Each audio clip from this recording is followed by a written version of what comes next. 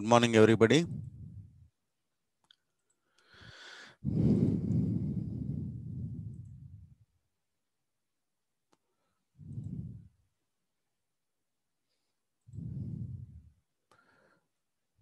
నిన్న మనం గ్లాసరీ సగంలో ఉన్నాం. Will continue.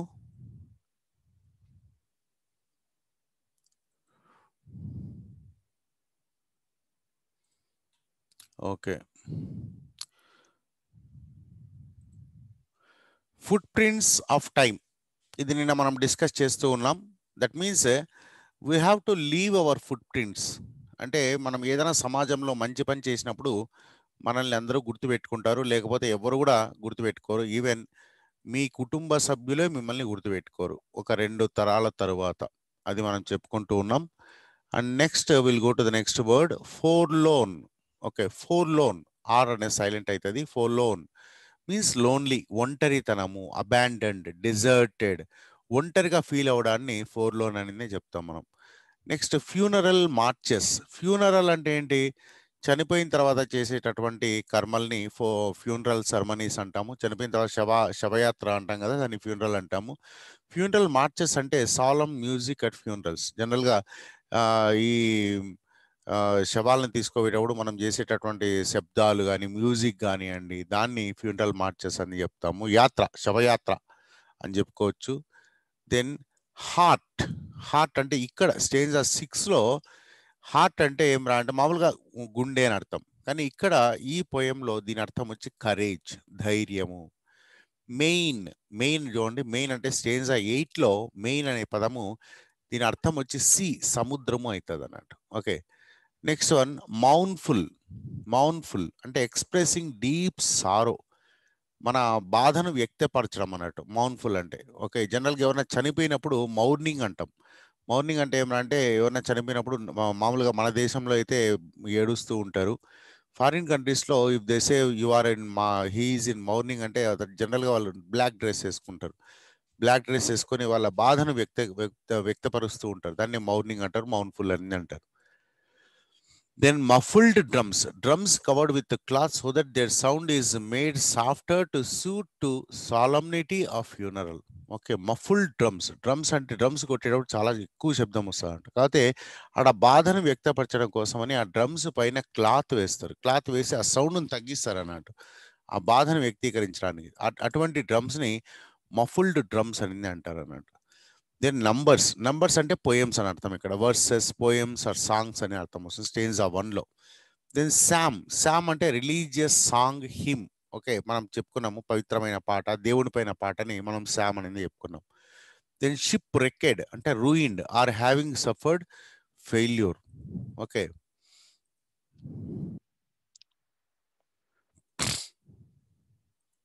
దీని అర్థం ఏమన్నా అంటే షిప్ రెక్డ్ అంటే మామూలుగా షిప్పులు మునిగిపోవడము, రూయిన్ అంటే నాశనం అయిపోవడము, దాన్ని షిప్ రెక్డ్ అని చెప్తామన్నట్టు. స్లంబర్ అంటే స్లీప్, నిద్ర. స్లంబర్ అంటే ఏంటి? నిద్ర. ఓకే, మత్తుగా ఉండడం అని కూడా అర్థం వస్తుంది. To be inactive, to be inactive అనే అర్థం కూడా వస్తుంది అన్నట్టు. దెన్ సాలమ్ అంటే సీరియస్, సిన్సియర్, డిగ్నిఫైడ్.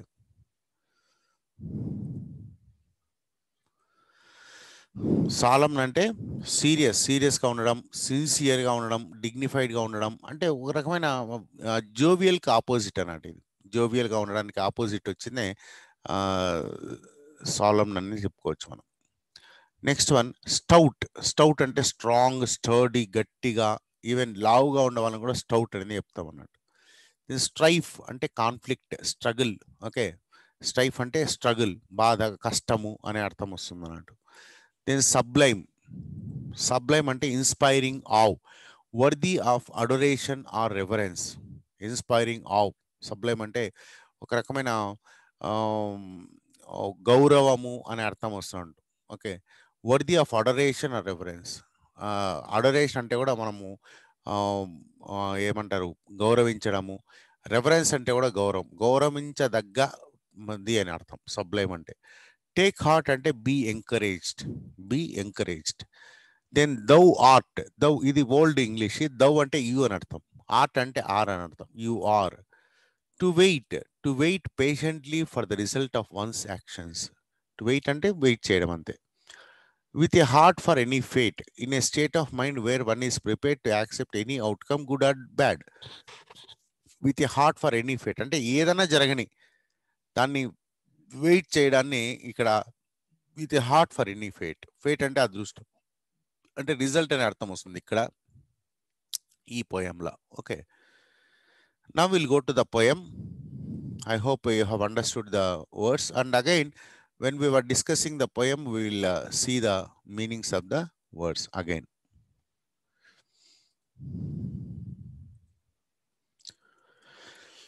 ఈ పోయం చూడండి, మొత్తం 9 స్టేంజెస్ ఉన్నాయి. స్టేంజెస్ అంటే తెలుసు కదా, ఒక పోయిటరీలో మనం స్టేంజెస్ని ఒక రకంగా పారాగ్రాఫ్ అని చెప్పుకోవచ్చు. అవి కొన్ని స్టేంజెస్ 4 లైన్స్ ఉంటాయి, కొన్ని స్టేంజెస్ 5 లైన్స్ ఉంటాయి, కొన్ని స్టేంజెస్ 7 లైన్స్ ఉంటాయి. ఇట్లా రకరకాల కొన్ని పద్ధతుల్లో ఉంటాయి. కానీ ఈ పోయము ప్రతి స్టేంజాలో 4 లైన్స్ ఉన్నాయి. ఓకే, మరి ఎన్ని స్టేంజెస్ ఉన్నాయి ఇటువంటి అంటే 1 2 3 4 5 6 7 8 9 స్టేంజెస్ ఉన్నాయి. ఓకే, 9 స్టేంజెస్ అంటే ఎన్ని లైన్లు ఉన్నాయి మొత్తం? 9 4 జా 36 లైన్స్ ఉన్నాయి. కొద్దిగా మ్యూట్ చేసి పెట్టుకోండి బాబు. ఎవరు? పోకో ఎం. ఈ పోకో ఎం పేరు మార్చు బాబు. సరే సార్. ఇంకా వస్తూనే ఉన్నారు.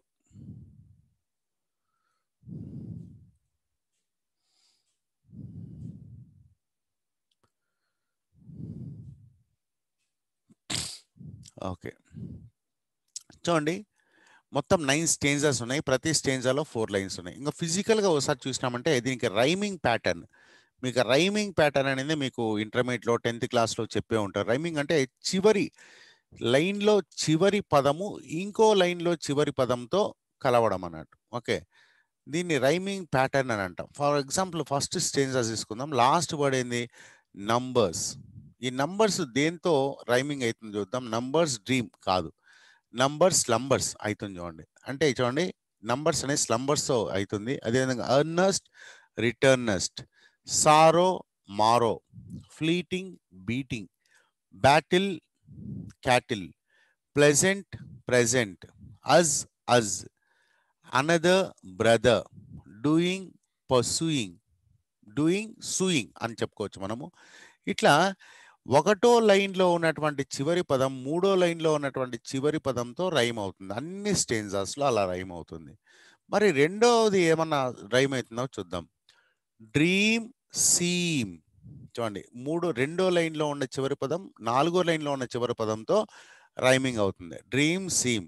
తర్వాత goal soul, way day, fleeting beating, life strife, dead head, sublime lime time, main gain, తర్వాత ఫేట్ వెయిట్. చూడండి, ఇవన్నీ కూడా రైమింగ్ అవుతున్నాయి. ఇలా రైమింగ్ అయితే అప్పుడు ఏం చేస్తా అంటే మొదటి దాన్ని ఏ అనుకుంటే రెండోది బి అనుకుందాం. ఏబిఏబి, ఏబిఏబి. సో రైమింగ్ ప్యాటర్న్ ఏం రా అంటే ఈ పోయంలో ఏబిఏబి అంటే ఏ నంబర్స్ అనేది ఏ అనుకుంటే మళ్ళా ఏ స్లంబర్స్ ఏ అవుతుంది అంటే ఏఏ. ఇంకా డ్రీమ్ సీమ్ బిబి. కాబట్టి రైమింగ్ ప్యాటర్న్ ఏబిఏబి అవుతుంది. అర్థమైంది? ఇది ఏబిఏబి అని అనుకుంటాం మనం. This is the rhyming pattern of the poem. Now we'll try to read the poem stanza by stanza. Tell me not in mournful numbers, life is but an empty dream. For the soul is dead that slumbers, and things are not what they seem. మొత్తం poem ఒకసారి చదువుదాం. Okay, tell me not in mournful numbers, life is but an empty dream. For the soul is dead that slumbers, and things are not what they seem.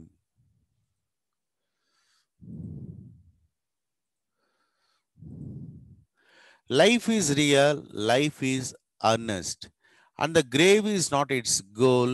Dust thou art, to dust returnest. Was not spoken of the soul, not enjoyment and not sorrow is our destined end of way, but to act that each tomorrow find us farther than today. Art is long and time is fleeting, and our hearts, though stout and brave, still like muffled drums are beating funeral marches to the grave. In the world's broad field of battle, in the bivouac of life, be not like dumb driven cattle, be a hero in the strife. Trust no future, however pleasant, let the dead past bury its dead. Act in the living present, heart within and guards overhead.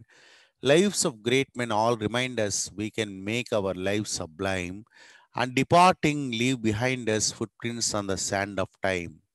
Footprints that perhaps another sailing over life's solemn main, a forlorn and shipwrecked brother seeing shall take heart again.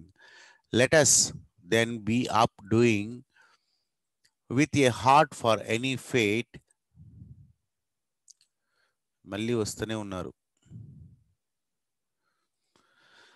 Still achieving, still pursuing, learn to labour and to wait. ఏనా అర్థమైంది అయిపోయాం? ఒకసారి చూద్దాం. Tell me not in mournful numbers. Tell me not చూడండి, ఇది it's something like request or an order. దీన్ని imperative sentence అంటాం, ఇంపెరేటివ్ mode అంటాం. ఇంపెరేటివ్ మోడ్ అంటే మనం for example close the door, close the window, open the gate అని చెప్తుంటాం కదా. వీటిని ఇంపెరేటివ్ సెంటెన్సెస్ అనేది చెప్తాం. ఇంపెరేటివ్ మోడ్లో ఈ ఈ పోయం స్టార్ట్ అవుతుంది అన్నట్టు. అంటే చెప్పండి అన్నట్టుగా ఒక ఆర్డర్ లాగా, లేదంటే ఒక రిక్వెస్ట్ లాగా ఉందన్నట్టు. టెల్ మీ నాట్, నాకు చెప్పకండి. Tell me not, don't tell me in mournful numbers. Mournful అంటే ఏంటి? ఏడుస్తూ ఏడుస్తూ పాటల రూపంలో పాడకండి, నాకు చెప్పకండి. ఏమని? Life is but an empty dream. జీవితం అనేది ఒక ఖాళీ కళ లాంటిది. ఎంప్టీ డ్రీమ్, ఒక కళ లాంటిది. There is no use, there is nothing in life. జీవితంలో ఏమీ లేదు, జీవితం ఒక కళ లాంటిది, అది కూడా ఎంప్టీ కళ లాంటిది అని ఏడుస్తూ నాకు చెప్పకండి, నాకు చెప్పకండి. ఎందుకంటే life is something great, life is something very attractive, life is full of actions, life is something great అని చెప్పండి. కానీ life is an empty dream. For the soul is dead that slumbers and things are not what they seem. For the soul is dead, ఎందుకంటే soul అనేది చనిపోతుంది. And that slumbers, నిద్రపోతుంది. And things are not what they seem, మనం అనుకున్నది ఏది నిజం కాదు అని ఇటువంటి మాటలు నాకు చెప్పకండి. ఇవన్నీ రైటర్ నమ్ముతలేడు. ఇవన్నీ ఇంతవరకు చాలామంది చెప్పిన విషయాలు ఏమరా అంటే, జీవితం చాలా అంధకార బంధురం, జీవితం దుర్భరం. For the soul is dead, soul అనేది కూడా, ఆత్మ అనేది కూడా చనిపోతుంది. దట్ స్లంబర్స్, నిద్రపోతుంది. ఓకే, ఇదంతా కూడా బిబ్లికల్ యాక్చువల్గా. ఓకే, బైబిల్లో చనిపోయిన తర్వాత ఇప్పుడు హిందూయిజంలో చనిపోయిన తర్వాత ఏమవుతారు అంటే, చనిపోయిన తర్వాత ఆత్మ స్వర్గానికో నరకానికో పోతుంది. ఓకే, తను చేసిన పనులకు శిక్ష అనుభవిస్తుంది. మళ్ళీ లేదంటే తను చేసిన మంచి పనులకు స్వర్గంలో కొంతకాలం ఎంజాయ్ చేస్తుంది. ఆ తర్వాత మళ్ళీ భూమికి వచ్చి మళ్ళీ ఇంకో జీవిగా పుడుతుంది. ఒక జీవం తర్వాత ఇంకో జీవితం వస్తుంది అని మనం అనుకుంటూ ఉంటాం, హిందూ మతంలో అనుకుంటూ ఉంటాం. మరి క్రిస్టియన్ మతంలో కానీ ఇస్లాం మతంలో కానీ ఈ రెండిట్లో ఒక రకమైన సారూప్యం ఉంది. అదేమనంటే చనిపోయిన తర్వాత మనుషులు ఏమవుతారు అంటే, వాళ్ళు అదే గ్రేవ్లో, అందుకే డబ్బాల్లో పూడ్చిపెడతారు కదా, ఒక డబ్బా, ఒకే గ్రేవ్ యార్డ్లో పూడ్చిపెడతారు. అదే డబ్బాలో ఆ ఆత్మలు అక్కడే ఉంటాయి అన్నట్టు. అక్కడే ఉండి చివరికి జడ్జిమెంట్ డే అనేది ఒకటి ఉంటుంది అన్నట్టు బైబిల్ ప్రకారం. ఆ జడ్జిమెంట్ డే రోజు అన్ని ఆత్మలు కూడా ఆ గ్రేవ్ యార్డ్ నుంచి పైకి లేస్తాయి. లేచి దేవుని ముందర నిలబడుకుంటాయి. నిలబడుకున్న తర్వాత దేవుడు వాటికి తప్పు చేసింటే శిక్ష వేస్తాడు, లేదంటే వాటికి స్వర్గానికి పంపిస్తారు. అది ఎప్పుడు? ఆ జడ్జిమెంట్ డే అనేది ఇంకా రాలే. ఓకే, బైబిల్ ప్రకారం ఎప్పుడో వస్తుంది అన్నట్టు. అది అంతవరకు అవన్నీ ఎక్కడున్నాయి ఆత్మలన్నీ కూడా అంటే, ఇప్పటికి కూడా అవే గ్రేవ్ యార్డ్లో, అదే బాక్సుల్లో ఆ శవాలను పెట్టినాం కదా, ఆ బాక్సుల్లో అలాగే నిద్రపోతూ ఉన్నాయి. స్లంబర్ అంటే నిద్ర. ఇటువంటి కథలు నాకు చెప్పకండి అని మన పోయిట్ చెప్తున్నాడు. ఇటువంటి కథలు నాకు చెప్పకండి, ఇవన్నీ అబద్ధాలే అంటే ఒక రకంగా ఇతను బైబిల్కి అగైనెస్ట్గా మాట్లాడుతూ ఉన్నాడు. అందుకే బైబిల్లో శామ్ అంటే ఇదే అన్నట్టు. బైబిల్లో ఇటువంటివన్నీ పాడుతూ ఉంటారు. ఓకే, దేవుడు మీకు ఈ తప్పు చేసి శిక్షిస్తాడు, ఒక జడ్జిమెంట్ డే అనేది ఉంటుంది. ఓకే, దాని గురించి మీరు భయపడండి. ఓకే అని చెప్తూ ఉంటారు. ఓకే, కాబట్టి ఇటువంటి పాటలైతే మీరు నాకు చెప్పకండి, ఇటువంటి మాటలైతే నాకు చెప్పకండి, ఇటువంటి మాటలైతే నాకు చెప్పకండి అని ఒక రకంగా he is refuting the popular belief. అందరూ నమ్మేటటువంటి విషయాల్ని ఇతను అగైనెస్ట్గా మాట్లాడడానికి ఉపక్రమించాడు. So first stanza is a kind of introduction to what was happening or what people use to believe about death and soul. చావుకి తర్వాత ఆత్మకి సంబంధించినటువంటి విషయాలని ఇతను ఇక్కడ ప్రస్తావిస్తూ ఉన్నాడు. ఇంతవరకు ఉన్నటువంటి విషయాల గురించి చెప్తున్నాడు. And he saying tell me not, don't tell me in mournful numbers. ఏడుస్తూ, ఏడుస్తూ మీరు పాడేటటువంటి పాట నాకు వినిపించకండి. Life is but an empty dream. ఇంతగా ఆ పాటలో ఏముంటుంది? Life is but an empty dream. జీవితం అనేది ఒక ఖాళీ కళ లాంటిది అని చెప్తూ ఉంటారు. అటువంటి మాటలు చెప్పకండి. For the soul is dead that slumbers. ఎవరైతే స్లంబర్స్ అంటే ఇక డెత్ అనే అర్థం కూడా వస్తుంది. ఎవరైతే చనిపోతారో, ఎవరైతే నిద్రపోతున్నారో వారి ఆత్మ కూడా చనిపోతుంది అనేటటువంటి మాటలు నాకు చెప్పకండి. And things are not what they seem. మనకు ఏదైతే కంటికి కనిపిస్తుందో అదంతా నిజం కాదు. ఇవన్నీ మాటలు నాకు చెప్పకండి అని చెప్తున్నాడు. Then what is there in the second stanza? Life is real. Okay, ఇంతకుముందు it is contrasting to the first స్టేంజ్లో ఏం చెప్పారో దానికి ఆపోజిట్గా ఇక్కడ సెకండ్ స్టేంజ్ చెప్తున్నారు. ఏమని చెప్తున్నాడు? Life is real. లైఫ్ అనేది నిజం. Life is Ernest. Life is something very serious. Life is something very beautiful. And the grave is not its goal. దాని గోల్ వచ్చి ఏది? ఈ జీవితం యొక్క లక్ష్యం గ్రేవ్ కాదు, అంటే చనిపోవడం కాదు, చావు కాదు. మనమంతా ఇక్కడ బ్రతుకుతున్నాం, మన లక్ష్యం చనిపోవడం కాదు. చావు అనేది ఎట్లయినా వస్తుంది, ప్రతి ఒక్కరికి వస్తుంది. కానీ మన లక్ష్యం అనేది చావు అవ్వకూడదు. చావు కోసం బ్రతుకుతున్నట్టుగా ఉండకూడదు. Is not its goal and the grave is not its goal. Dust thou art and dust returnest. Dust thou art, ఇది బైబిల్లో జెనిసిస్లో వచ్చిందని మనం చెప్పుకున్నాం. ఓకే, ఏమని? నువ్వు ఈ మట్టిలో నుంచి వచ్చావు. అండ్ టు డస్ట్ రిటర్నెస్ట్, నువ్వు మట్టిలోకే మళ్ళీ చివరికి చేరుకుంటావు. Was not spoken of the soul. ఇది బైబిల్లో చెప్పారు, కరెక్టే. But it is not about the soul. ఇది ఆత్మకు సంబంధించినది కాదు. ఆత్మ ఎప్పుడు చనిపోదు. ఆత్మ మట్టిలో నుంచి రాలేదు, ఆత్మ మట్టిలోకి చేరుకోదు. మరి మట్టిలో నుంచి వచ్చింది ఏది? ఓన్లీ శరీరం మాత్రమే. శరీరమే మళ్ళీ మట్టిలోకి చేరుకుంటుంది. But soul is eternal. Soul అనేది ఎప్పటికీ ఉంటుంది. దానికి చావు అనేది ఉండదు. So it is quite opposite to the first స్టేంజాలోనేమో పాపులర్ బిలీఫ్, ఇంతవరకు ఒక నమ్మకం, ఓకే, ముఖ్యంగా రిలీజియస్ మత నమ్మకమైనటువంటి చావు, పుట్టుక, తర్వాత ఈ ఆత్మ, వీటి గురించినటువంటి ఇవన్నీ కూడా ట్రాష్. ఇవన్నీ నాకు చెప్పకండి, అది అబద్ధము అని చెప్తున్నాడు. సెకండ్ స్టేంజాలో again he is taking some biblical reference. What is it?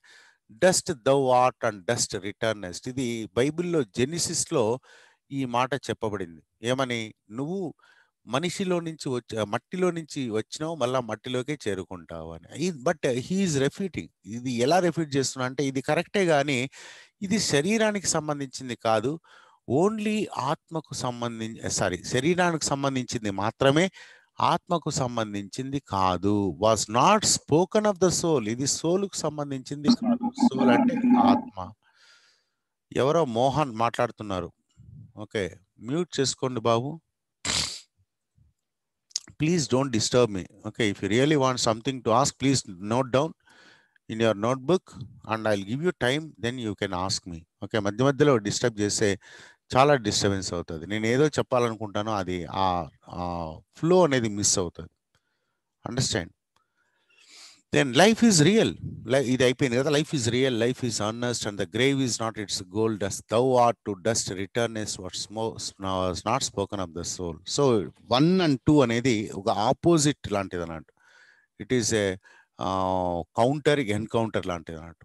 Okay, మనం జనరల్గా టీవీలో చూస్తూ ఉంటాం కౌంటర్ ఎన్కౌంటర్ అని. ఒకరు మాట్లాడుతుంటారు, దానికి ఎన్కౌంటర్గా ఇంకోళ్ళు ఆపోజిట్గా మాట్లాడుతుంటారు.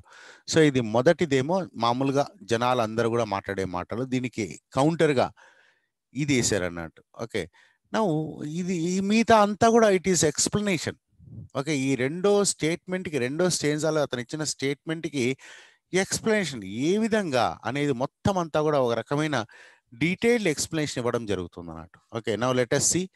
Not enjoyment and not sorrow is our destined end or way. మరి ఇంతకుముందు చావు కాదు అన్నాడు. Grave is not its goal. చావు అనేది మన లక్ష్యం, గోల్ కాదు. జీవితానికి గోల్ అనేది చావు కాదు, గ్రేవ్ కాదు. మరి ఏంటి అంటే మళ్ళా ఇది కాదు అంటున్నాడు. మరి ఏదో చూద్దాం. నాట్ ఎంజాయ్మెంట్ అండ్ నాట్ సారో, అదేవిధంగా ఎంజాయ్మెంట్ కూడా కాదు. మనం బ్రతుకుతున్నది ఎంజాయ్ చేయడం కోసం కాదు. ఆర్ నాట్ టు సారో, అదేవిధంగా బాధపడడం కోసము కాదు. అంటే సంతోషము కాదు, దుఃఖము కాదు. సంతోషంగా ఉండడానికి మనము జీవించడం లేదు, అదేవిధంగా బాధపడుతూ ఉండడానికి కూడా మనం జీవించడం లేదు. ఈజ్ అవర్ డిస్టైన్ ఎండ్ అవే, అది మన లక్ష్యం కాదు, అది మన ఎండ్ కాదు, అది మన మార్గం కూడా కాదు. మరి ఇంతకీ లైఫ్ అంటే ఏంటి అంటే ఇటు సమాధానం చెప్తున్నాడు. But to act. యాక్ట్ అంటే ఏంటి? పని చేయడం, యాక్షన్. కర్మ అంటాం, హిందూ సిద్ధాంతంలో కర్మ అనే చెప్తాం అన్నట్టు. ఓకే, ఈవెన్ భగవద్గీతలో అదే చెప్తాడు కృష్ణుడు. ఏం చెప్తాడంటే మీరు మీ కర్మలను చేయండి. ఆ అర్జునుడు ఏమంటాడంటే నాకు ఈ యుద్ధం వద్దు, ఏమొద్దు, నేను ఇంతమంది బంధువులందరినీ చంపను అని చెప్తాడు. అప్పుడు కృష్ణుడు లేదు, నీ పని నువ్వు చేయడమే నీ కర్తవ్యం అంటాడు. సో మన కర్తవ్యం మనం నిర్వహించాలి. To act. మరి ఇంతకీ టు యాక్ట్ అంటే ప్రతి ఒక్కరికి ఇది సంబంధించింది. ఫర్ ఎగ్జాంపుల్ మీరందరూ స్టూడెంట్స్. ఇప్పుడు మేమేం చేస్తాం సార్, మేము ఎంజాయ్మెంటే చేయాలి కదా అంటే లేదు. మీకు కూడా ఒక పని ఇచ్చారు. ఏం పని? చదువుకోవడం, కాలేజీకి పోవడము, రోజు చదువుకోవడము, ఎప్పటికప్పుడు టీచర్లు చెప్పిన విషయాలను అర్థం చేసుకోవడము, దాన్ని నేర్చుకోవడము, పరీక్షలకి తయారుగా ఉండడం. ఇది మీ పని. మీ పని మీరు చేయాలి. ఎంజాయ్మెంట్ అనేది లక్ష్యం కాదు. కొంతమంది అనుకుంటారు ఇంకా కాలేజీకి వచ్చేసాము మనం ఫుల్గా ఎంజాయ్ చేయొచ్చు అని. కోర్స్ అస్సలు ఎంజాయ్ చేయొద్దని అంటాం లేం, కానీ మన లక్ష్యం మాత్రం ఎంజాయ్మెంట్ కాదు. ఎంజాయ్ చేయొచ్చు, నో ప్రాబ్లం, కానీ మన లక్ష్యం అది కాదు. మన లక్ష్యం ఏంటి? చదువుకోవడం. మీ యొక్క లక్ష్యం చదువుకోవడం. సో ప్రతి ఒక్కరికి ఒక లక్ష్యం ఉండాలి, ఒక పని ఉండాలి. ఆ పనిని మనం చేస్తూ ఉండాలి. అదే మన లక్ష్యం. మన లక్ష్యం అనేది పని చేయడం. But to act that each tomorrow, ప్రతి మరుసటి రోజు find us farther than today. So మరుసటి రోజు వచ్చిందంటే మనం నిన్న ఎక్కడున్నామో అంతకంటే కొద్దిగా ముందుకు పోవాలి. అంటే ప్రతిరోజు there should be a progress, there should be a development. నిన్న ఎక్కడున్నాము, ఓకే, అక్కడే ఈరోజు ఉండొద్దు. అంటే ఫిజికల్గా కాదు, మన జ్ఞానం కానివ్వండి, మన నాలెడ్జ్ కానివ్వండి, కొంత పెరగాలి, కొంత పెరగాలి. అప్పుడు మీరు నిన్నను బాగా ఉపయోగించుకున్నారు, ఈరోజు కొత్తగా వచ్చారు, ఈరోజు మళ్ళీ ఆ పని ఏదైతే ఉందో ఆ పని చేసుకొని మళ్ళీ ఇంకొద్దిగా ముందుకు పోతాం, ఇంకొద్దిగా ముందుకు పోతాం. So that is our life. అంటే ప్రతి రోజుని మనం మెరుగుపరుచుకుంటూ ముందుకు జరుగుతూ ఉండాలి. ఈ స్టేంజ్ చాలా బ్యూటిఫుల్ స్టేంజ్. మీరు అర్థం చేసుకుంటే మీ లైఫ్ని మీరు మార్చుకోగలరు. Not enjoyment and not sorrow, not enjoyment not sorrow is our destined end or way. Enjoyment అంటే ఎంజాయ్ చేయడం. ఎంజాయ్మెంట్ అంటే మీకు తెలుసు కదా, ఇప్పుడు హ్యాపీగా ఉండడం. సారో బాధపడుతూ ఉండడం. అట్లు సంతోషంగా ఉండడం కానీ బాధపడుతూ ఉండడం కానీ అనేది మన లక్ష్యము కాకూడదు. మరి ఏమై ఉండాలి? టు యాక్ట్, పని చేయడం. ఒక వ్యవసాయం చేస్తున్నటువంటి మీ తల్లిదండ్రులందరూ చాలామంది వ్యవసాయమే చేస్తూ ఉంటారు. ఓకే, కరెక్ట్గా ఏ టైంలో ఏ పని చేయాలన్నా ఆ పని వాళ్ళు చేస్తూనే ఉంటారు. సర్లే రేపు చేసుకుందాంలా అనుకుంటే పురుగు ఎక్కువ పడిపోతుంది, ఇంకేదో అయిపోతుంది, ఇంకేదో అయిపోతుంది. కరెక్ట్గా ఏ రోజు ఏ పని చేయాలన్నా ఆ పని చేస్తేనే పంట కరెక్ట్గా మన చేతికి వస్తుంది. అవునా కదా? అదేవిధంగా చదువులు కూడా, అదేవిధంగా ఏ ఉద్యోగమైనా సరే, ఏ పనైనా సరే, ఆ పనిని మనం సక్రమంగా చేస్తే అది దేవుడికి సేవ చేసినట్లే అవుతుంది, దేవుడికి సేవ చేసినట్లే అవుతుంది. ఓకే. ఒక ఆయన ఏకే రామానుజన్ ఏకే రామానుజన్ అనుకుంటా. అతను చెప్తాడు ఏమంటాడంటే, మనకు మన చేతిలో ఉన్న పనిని, అది ఏ పనైనా కావచ్చు. ఒక వ్యవసాయదారుడు వ్యవసాయం పని, ఒక చెప్పులు కుట్టేవాడు చెప్పులు కుట్టే పని. ఓకే. ఒక టైర్లు రిపేర్ చేసేవాడు టైర్లు రిపేర్ పని, డ్రైవింగ్ చేసేవాడు డ్రైవర్ పని. ఏ పనైనా కావచ్చు. ఆ పనిని మనం ఎలా స్వీకరించాలంటే దేవుడిచ్చిన పనిగా స్వీకరించాలి. దేవుడు మనకి ఇచ్చాడు. ఆ పనిని మనం సక్రమంగా చేసుకుంటూ పోతే, ఎవరి పని వాళ్ళు సక్రమంగా చేసుకుంటూ పోతే దేశం ఆటోమేటిక్గా డెవలప్ అవుతుంది. నువ్వు డెవలప్ అవుతావు, నీ ఊరు డెవలప్ అవుతుంది, మీ దేశం కూడా డెవలప్ అవుతుంది, ప్రపంచం డెవలప్ అవుతుంది. కానీ మనకిచ్చిన పని మనం సక్రమంగా చేయకపోతే నువ్వు డెవలప్ కావు, ఊరు డెవలప్ కాదు, దేశం కూడా డెవలప్ కాదు. కాబట్టి అందుకనే act to act and each tomorrow ప్రతి మరుసటి రోజు కూడా find us farther than today. కొద్దిగా దూరం ప్రయాణించాలి, నిన్నటి కంటే కొద్దిగా దూరం ప్రయాణించాలి. ప్రయాణం అంటే ఇక్కడ నిజంగా ఫిజికల్ ప్రయాణం కాదు, మన చేతలు. ఫర్ ఎగ్జాంపుల్ ఈరోజు మీరు ఈ పోయం నేర్చుకున్నారు. ఈ పోయం నేర్చుకోవడం ద్వారా కొన్ని విషయాలు నేర్చుకున్నారు. ఓకే, అది మీ లైఫ్లోకి అన్వయించుకోవాలి. అప్పుడు మీరు కొంత దూరం ప్రయాణించినట్లే, కొంత ఎక్స్ట్రా విషయాల్ని నేర్చుకున్నట్టే. అంతే కదా. అదేవిధంగా మీ సబ్జెక్ట్స్ మ్యాథ్స్ కానివ్వండి, ఫిజిక్స్ కానివ్వండి, లేకపోతే పొలిటికల్ సైన్స్ కానివ్వండి, హిస్టరీ కానివ్వండి, ఎంతో కొంత నేర్చుకోవాలి. ఎంతో కొంత నేర్చుకోవాలి. అది మీరు మీకు ఉపయోగపడే విధంగా దాన్ని అన్వయించుకోవాలి. అప్పుడు మీరు కొంత దూరం ప్రయాణం చేసినట్లే, కొంత దూరము ప్రయాణం చేసినట్లే. అట్లా ప్రతిరోజు చేయాలి. ఏ రోజైతే మీరు మీ పని చేయలేదో ఆ రోజు మీరు వేస్ట్ చేసుకున్నట్టే. ఆ రోజు మీరు వేస్ట్ చేసుకున్నట్టే. ఇంకా ఆ వేస్ట్ చేసుకున్న టైం మళ్ళీ ఎప్పుడు తిరిగి రాదు, మళ్ళీ ఎప్పుడు తిరిగి రాదు. కాబట్టి ప్రతిరోజు మనం ఉపయోగకరంగా ఉపయోగించుకోవాలి. That is the thing, very simple thing. ప్రతిరోజును మనం ఉపయోగకరంగా, దేశానికి ఉపయోగపడే విధంగా, మీకు ఉపయోగపడే విధంగా, మీ గ్రామానికి ఉపయోగపడే విధంగా, మీ తల్లిదండ్రులకు ఉపయోగపడే విధంగా, ఏదో విధంగా దాన్ని ఉపయోగించుకుంటూ మన పని చేసుకుంటూ ముందుకు నడవాలి. That is act. Okay, that is life. అదే జీవితం అంటే.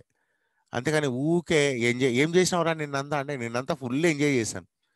ఏం చేసావు? ఫుల్ ఎంజాయ్ చేశాను. దానివల్ల ఎవరికి ఉపయోగం? నీకు ఉపయోగం లేదు. అది ఎంత కొద్దిసేపే ఉంటుంది, ఆ తర్వాత ఏముండదు.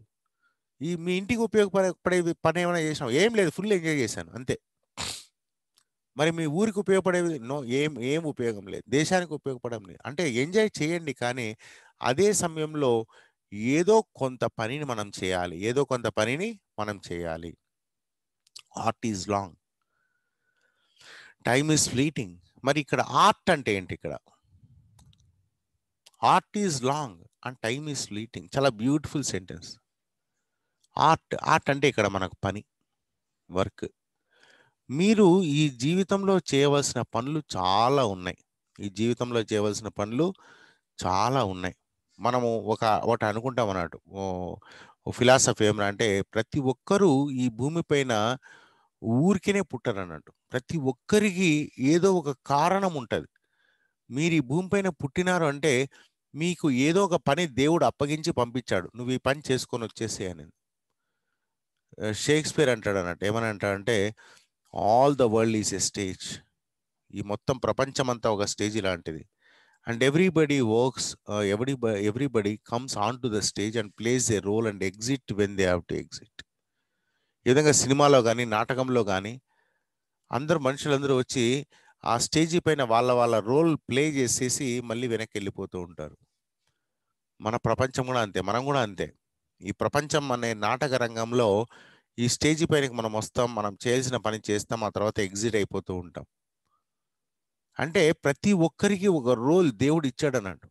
నువ్వు ఈ పని చేయాలి అని చెప్పాం, మనం ఆ పని చేసేసి వెళ్ళిపోవాలి. మనం ఆ పని చేయకపోతే ఎవరూ నిన్ను గుర్తుపెట్టుకోరు. తప్పనిసరిగా దేవుడు మీకు పని అప్పగించాడు. కారణ జన్మం అంటాం అన్నమాట. కారణ జన్ములని ప్రతి ఒక్కరూ కారణ జన్ములే. ప్రతి ఒక్కరు కూడా ఏదో ఒక పని కోసమే ఈ భూమిపైకి వచ్చాం. అందుకనే ఆర్ట్ ఈజ్ లాంగ్. మీరు చేయవలసిన పని చాలా ఉంది. చనిపోయే లోపల చేయవలసిన పని చాలా ఉంది. And time is fleeting. కానీ సమయం ఎగిరిపోతుంది, పారిపోతుంది సమయం. అంటే సమయం వేగంగా వెళ్ళిపోతుంది. కానీ పనులు చాలా ఉన్నాయి. మనం పోస్ట్ పోన్ చేస్తున్నాం. రేపు చేసుకుందాంలే అని. చావు ఎప్పుడు వస్తుందో మనకు తెలియదు. చావు మన చేతుల్లో లేదు. కానీ మనం చేయవలసిన పనులు మాత్రం మన చేతుల్లో ఉన్నాయి. ఎప్పటికప్పుడు కంప్లీట్ చేసేసుకుంటూ పోతే హ్యాపీగా, సంతోషంగా చనిపోవచ్చు. చనిపోక ముందే మనకు దేవుడిచ్చిన పనిని కంప్లీట్ చేయొచ్చు. Okay. And our hearts though stout and Brave. Our hearts అంటే మన హార్ట్స్ అంటే ఇక్కడ గుండె. ఇక్కడ హార్ట్ అంటే అర్థం అంటే ధైర్యం. మనం చాలా ధైర్యంగా ఉంటాం. దో స్టౌట్ అండ్ బ్రేవ్, చాలా ధైర్యం, మనకెంతో ధైర్యం ఉండొచ్చు. Still like muffled drums are beating funeral marches to the grave. ఆ హార్ట్ ఎలా బీట్ అవుతుందండి చూడండి. చాలా భయంకరమైనటువంటి కంపారిజన్ చేశాడు ఇక్కడ. ఓకే. హార్ట్ బీట్ విన్నారు కదా మీరు. Lub dub lub dub lub dub అని కొట్టుకుంటూనే ఉంటుంది. మనం పుట్టినప్పటి నుంచి స్టార్ట్ చేస్తే చచ్చిపోయే వరకు కొట్టుకుంటూనే ఉంటుంది. చాలా ధైర్యం ఉంటుంది దానికి, కానీ కొట్టుకుంటూనే ఉంటుంది, కొడుతూనే ఉంటుంది. అయితే అది ఎలా కొట్టుకుంటుంది అంటే still like muffled drums. Muffled drums అంటే ఇంతకుముందే మనం చెప్పుకున్నాం. డ్రమ్స్ పైన బట్ట వేసి కొడితే lub dub lub dub dub dub dub dub అని తక్కువ శబ్దంతో వస్తుంది. ఆ తక్కువ శబ్దం లాగా మన హార్ట్ కొట్టుకుంటూ ఉంది. Funeral marches to the grave. అది ఎలా ఉందంటే ఆ sound funeral marches to the grave. శ్మశానానికి వెళ్ళేటప్పుడు ఆ డప్పులు కొడతాం కదా మన వైపు అయితే, ఆ డప్పులు కొట్టుకుంటూ శవాన్ని తీసుకోబోతాం. శవయాత్ర మొదలైపోయింది. మరి డప్పులు ఎవరు కొడుతున్నారంటే మన గుండె కొడుతుంది. శవయాత్ర ఎప్పుడు? మనం పుట్టిన క్షణమే శవయాత్ర మొదలైపోయింది. ఓకే. మన గుండె ఆ పని చేస్తుంది. ఏం పని? డప్పుల శబ్దం చేస్తుంది, శవాన్ని ఊరేగిస్తుంది అన్నట్టు. మనం తిరుగుతూ ఉన్నాం, మన వెంబడినే ఈ డప్పుల శబ్దం కొడుతూనే ఉంది. అది మనకు వినిపించకపోవచ్చు, ఎందుకంటే మఫుల్డ్ డ్రమ్స్, దానిపైన బట్ట వేశారు శబ్దం రాకుండా.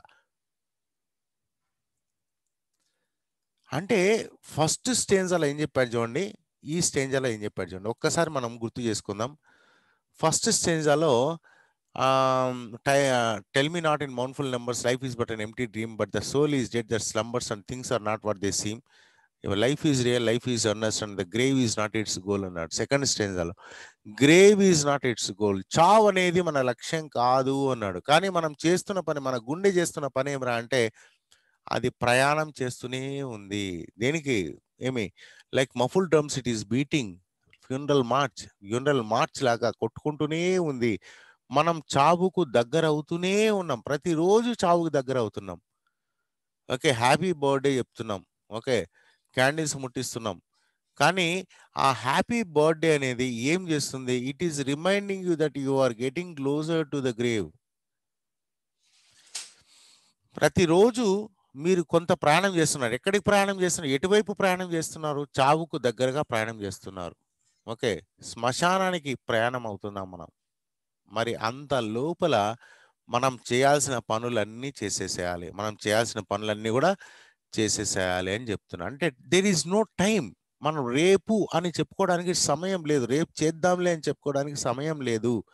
మనం ప్రయాణిస్తున్నాము. ఎక్కడికి ప్రయాణిస్తున్నాము? శ్మశానానికి ప్రయాణిస్తున్నాము. ఓకే. అంత లోపల మన పని మనం చేసేసుకోవాలి. రేపు చేసుకుందాంలే అంటే కుదరదు, ఇప్పుడే చేసేసేయాలి అని he wants to say. His intention is not that you are dyeing.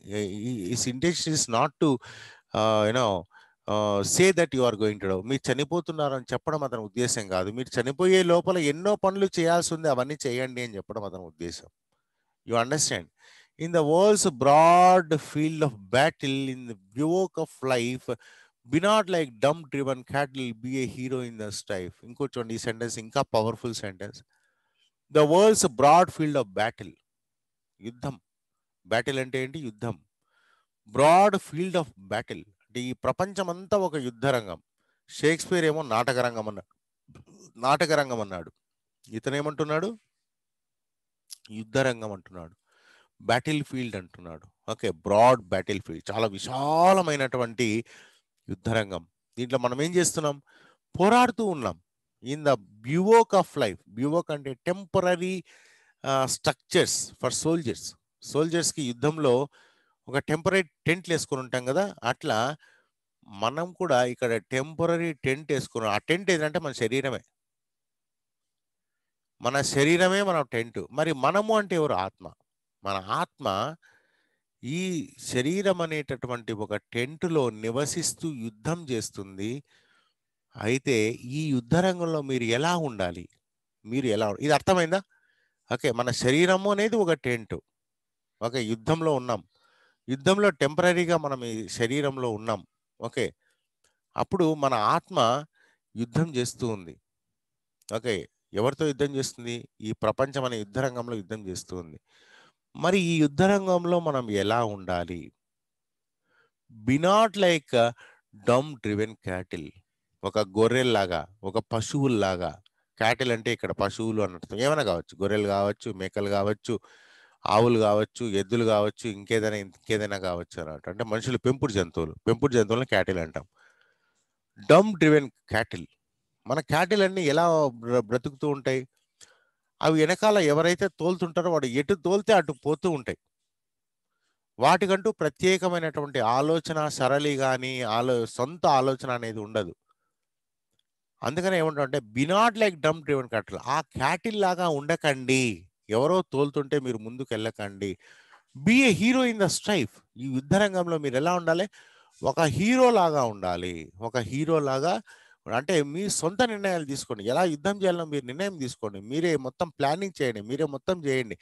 మీరు సొంతంగా ఒక హీరో లాగా ఉండండి కానీ ఒక మామూలు క్యాటిల్ లాగా ఉండకండి. ఒక గొర్రె లాగా ఉండకండి.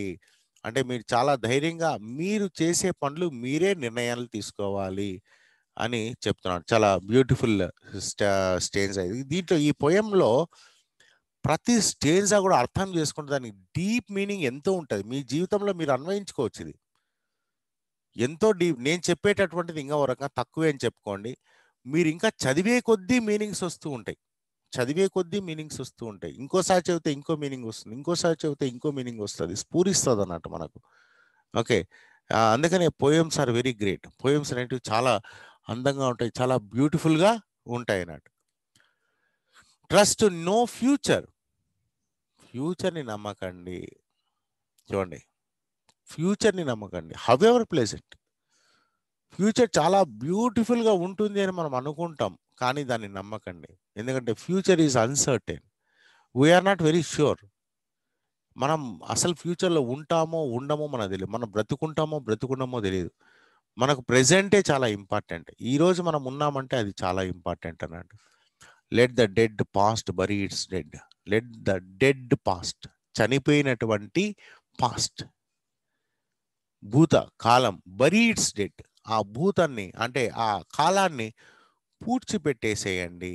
అంటే ఫ్యూచర్ వద్దు, పాస్ట్ వద్దు. మనకు ఫ్యూచర్ నమ్మకండి, పాస్ట్ని నమ్మకండి. పాస్ట్ ఈజ్ డెడ్, ఆల్రెడీ చనిపోయింది కదా, నమ్మాల్సిన అవసరమే లేదు. Act in the living